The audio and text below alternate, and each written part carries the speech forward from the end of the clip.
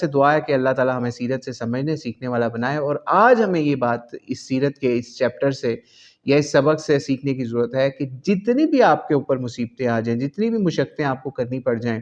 تو آپ نے نبی علیہ الصلوۃ والسلام کے مدینے کے اس سفر کو دیکھنا ہے اور مکے کے اندر آئی ہوئی تکالیف کو دیکھنا ہے